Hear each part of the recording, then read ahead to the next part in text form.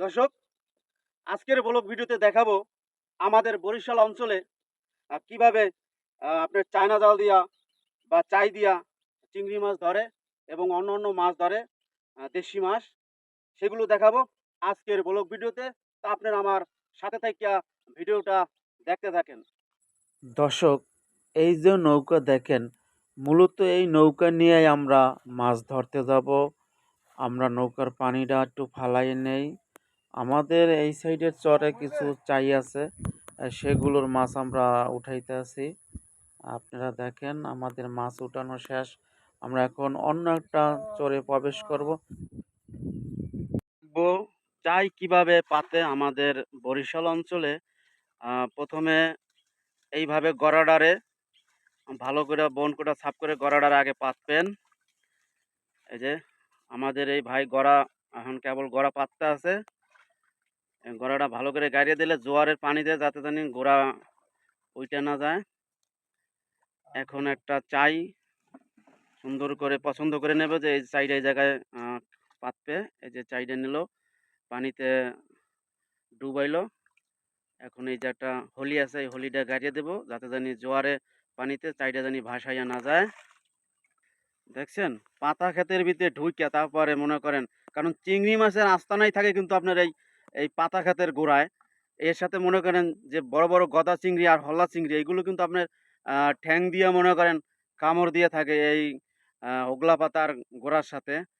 আমার এই ভাই কিন্তু ঠিক পাতা ক্ষেতের জঙ্গলের ভিতরে ঢুকে কিন্তু এই চাইটা পাততে আছে, দেখছেন। আপনারা কিন্তু এভাবে চাই পাতবেন, এইসব জায়গায় কিন্তু মাছ থাকে। আর প্রিয় দর্শক, চিংড়ি মাছ এমন একটা মাছ আর এমন একটা স্বাদের জিনিস, এটা শুধু কিন্তু যে কোনো জায়গায় থাকে না। যেসব জায়গায় মনে করেন ঝাড় জঙ্গল এবং হোতা খাল, চিপা খাল, এসব জায়গায় কিন্তু এই মাছগুলো আপনার বেশিরভাগই ঘাটি বাইতে থাকে। আপনারা দেখবেন বিশেষ করে এই যে খালের পাশেই দেখবেন এই যে আমার জঙ্গল আছে।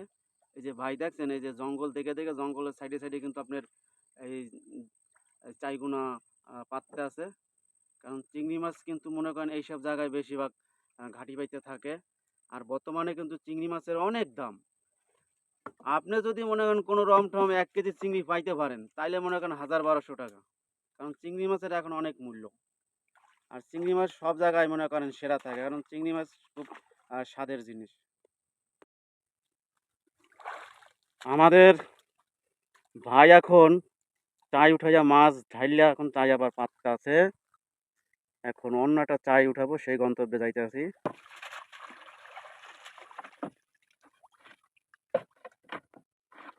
আসলে কি আপনার দর্শক, সব চাইতে কিন্তু মাছ পড়ে না। আমরা এই একটা চাই উঠাইতেছে, এই চাইটার ভিতরে দেখবো বিশাল একটা, এটাকে বলে লতা বাইন। দেখছেন, ভিতরে একটা লতা বাইন, বিশাল একটা লতা বাইন, যাকে বলে কোবরা সাপ।